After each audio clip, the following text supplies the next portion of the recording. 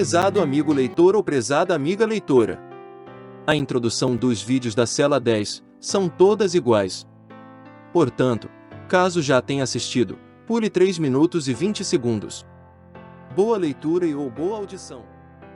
Você já se imaginou preso inocentemente? Você imagina que prisões injustas só ocorrem em favelas? Não. Em setembro de 2019, o narrador dessa série de vídeos foi vítima do poder político e econômico do estado de Goiás e enviado para um presídio onde ficou por 59 dias. Sem analisar a competência constitucional e as normas relativas ao imposto territorial rural e muito menos atentar sobre a inviolabilidade do sistema tributário federal, o Ministério Público e o Judiciário acataram a tese absurda de prisão preventiva, por tempo indeterminado, para salvaguardar os milionários fazendeiros contra supostos bandidos perigosos. A celeridade das decisões foi impressionante. O relatório policial foi assinado pelo delegado em 29 de agosto. No mesmo dia 29, o promotor ofereceu denúncia, e 2 dias úteis depois, o juiz determinou a prisão.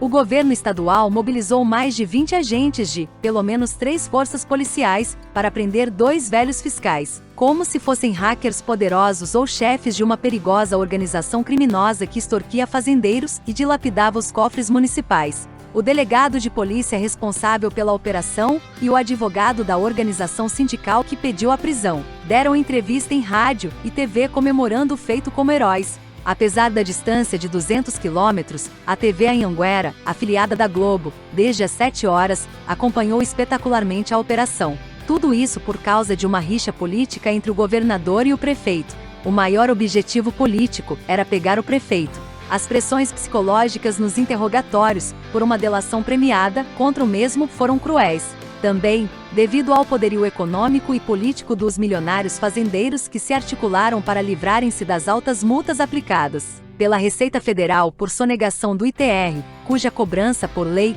é de responsabilidade do município, e principalmente porque o acusado descobriu uma indústria de laudos técnicos vendidos aos fazendeiros desnecessariamente, e pior, muitos, falsificados. Ou seja, quem extorquia fazendeiros, com laudos falsos e desnecessários, e dilapidava o tesouro municipal sonegando imposto, conseguiu se safar, acusando, criminalmente na maior covardia, 2 inocentes pais de família. Mesmo com seus sigilos quebrados, a Polícia Civil e o Ministério Público não encontraram nenhuma prova que incriminasse os fiscais, e o inquérito foi encerrado sem processo. Os laudos falsos e desnecessários que estavam em poder dos fiscais presos foram recolhidos pela polícia. Com a prisão dos 2 fiscais, a operação fiscal foi interrompida e o pequeno município de Nova Crixás de Goiás deixou de arrecadar mais de 7 milhões de reais que constituía na parte destinada ao município. Neste vídeo, e nos próximos, o narrador vai contar como foram seus dias na cadeia. 14 presos em uma cela construída para comportar 9. Onde cada dia que nascia iniciava-se uma nova vida, como vivem os animais pedrados da savana africana. Era quinta-feira. Terminei o almoço, lavei todas as vasilhas dos colegas, comi um pedaço de doce e procurei a sombra do muro para tirar minha tradicional pestana vespertina. Naquele momento do dia a sombra ainda era muito pequena, mal cobria meu corpo, mas ela progrediria. O calor era muito forte. Transpirava antes mesmo de pegar no sono.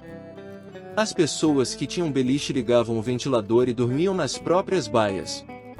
Entretanto, maldosamente, não aceitavam o colchão estendido no piso, alegando que atrapalhava a circulação. Completava 30 dias preso, nenhuma esperança de ser libertado e o sono não apareceu para compromisso diário. Inesperadamente minha imaginação naufragou num oceano de pessimismo. Quando me flagrei quase chorando, reagi como se um raio tivesse me atingido e falei comigo mesmo. Sinomar! Pare com isso, cara! Você tem que ser forte. Nelson Mandela ficou quase 30 anos preso injustamente e você chorando por 30 dias? Seja um estoico de raiz. Não adianta sofrer por aquilo que não depende só de si.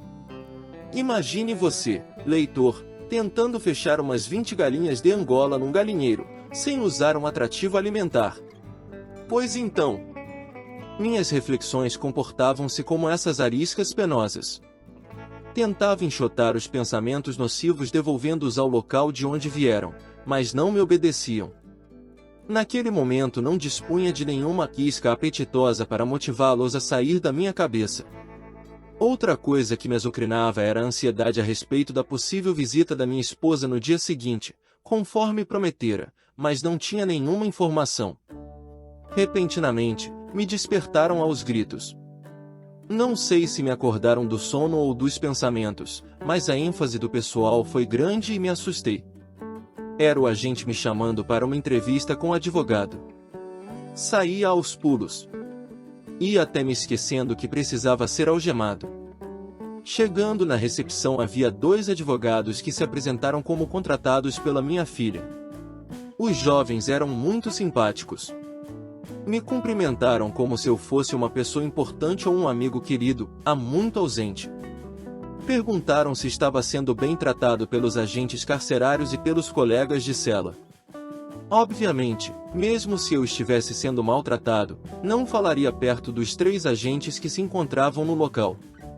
Em seguida fizeram suspense sobre um segredo que tinham para me revelar. Após alguns segundos se divertindo, contaram-me que minha esposa os acompanhou e encontrava-se na cidade. Claro que fiquei extasiado. A expectativa por essa informação tinha me angustiado nos últimos dias. Em seguida, entregaram-me uma carta escrita pela minha filha. Abri-a e vi que o texto era longo. Mas o agente a me tomou, dizendo que a administração tinha que avaliar a mensagem antes do meu conhecimento. A minha alegria durou pouco. Um dos advogados abriu sua agenda, sacou dela algumas folhas de papel dobradas e começou a ler a sentença de prisão expedida pelo juiz. O defensor não se contentava em ler cada parágrafo. No final de cada item fazia a interpretação do texto e acrescentava alguma particularidade fruto dos seus conhecimentos como profissional e professor. No discorrer da explicação meu sofrimento ia crescendo gradativamente até culminar com uma facada no coração quando citava a pena mínima e máxima do respectivo crime. No final estimaram que minha cadeia ficaria em torno de 12 anos, igual à pena mínima de um homicida. Como se comportou o advogado anterior, esses, também, não se interessaram nem um pouquinho com minha inocência. Em nenhum momento especularam sobre minha versão. Outra situação que me deu vontade de continuar preso, foi motivado pelo valor dos seus honorários. Uma cifra 5 vezes maior do que tinha combinado com o advogado anterior. Todavia, prometeram-me que no valor estava incluso os serviços para obter o habeas corpus, e, se fosse o caso, em todas as instâncias de julgamento.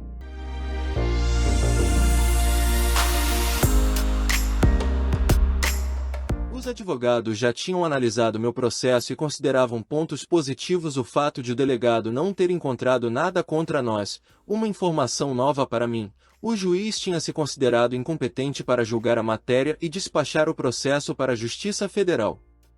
Esse fato, do juiz declarar-se incompetente, talvez, ajudaria para a obtenção de um habeas corpus.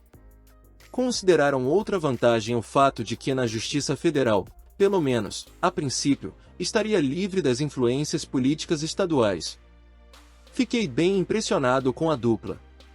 O mais falante e professor de processo penal na UFG, me discorreu demoradamente sobre a estratégia que adotariam para meu caso. Mas não me garantiram liberdade, pelo contrário, enfatizaram que não podiam me prometer nada, além de empenho. Repentinamente, sem pensar, verbalizei um pedido inusitado. Doutor, veja se consegue me tirar daqui a tempo de assistir a final da Copa Libertadores da América que ocorrerá no dia 23 de novembro. Sou flamenguista meio apaixonado. Riram de mim. Aliás, foram alguns minutos de descontração geral, inclusive dos agentes. Ambos defensores e 2 dos agentes se declararam flamenguistas. Então o advogado disse: se depender de nós, pode confirmar com sua esposa que você vai assistir a vitória do Flamengo contra o River Plate em casa, junto com ela. Diante dessa afirmação, até os agentes proferiram algumas palavras torcendo pela minha liberdade. No dia do jogo seriam completados 60 dias cravados da minha prisão. Partiram. mas deixaram muito otimismo, inclusive para os agentes que elogiaram minha contratação. Os advogados trouxeram mais 3 livros. Achei ótimo, pois já estava terminando de ler os presenteados pela minha filha, mesmo economizando leitura. O intelectual tinha entrado na cela com alguns livros e escolhi um da Zíbia Gasparetto, o qual li avidamente. Sempre gostei de livros dessa escritora. São romances bem tramados e retratam com muita exatidão a vida cotidiana. A maioria dos seus livros retratam as consequências maléficas do pessimismo, da tristeza e a importância do otimismo e do altruísmo. A principal mensagem é demonstrar as causas dos sofrimentos, dando uma conotação espiritual para os deprimidos. Culpam os maus espíritos pelos infortúnios terrenos de algumas almas. Momentaneamente, preso naquela cadeia, minha personalidade era muito frágil para essa natureza de pensamentos. Tive que combatê-los. Não era justo culpar os espíritos pela minha prisão. Também, se fosse culpa de perversos desencarnados, não podia fazer nada enquanto enclausurado. No restante do dia passei acabrunhado. O aborrecimento mental me espreitava constantemente, fazendo-me lembrar dos crimes listados pelos defensores e dos exorbitantes honorários combinado. Mas, como resiliente que sou, procurei focar na visita da minha esposa que ocorreria no dia seguinte.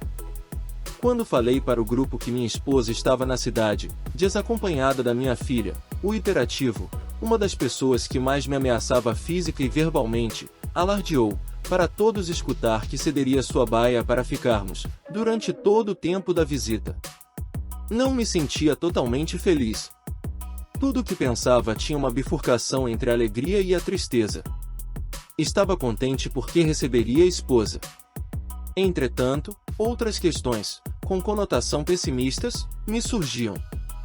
Será que os colegas conceder-nos-iam intimidade? A esposa e os pais do gritador viriam. Será que teríamos clima sexual com mais um casal no mesmo ambiente? Inevitavelmente os presos teriam que ir ao banheiro e passariam bem ao nosso lado. Isso não nos incomodaria? Os pais do gritador conversando animadamente com os demais colegas no pátio, não atrapalharia minha performance?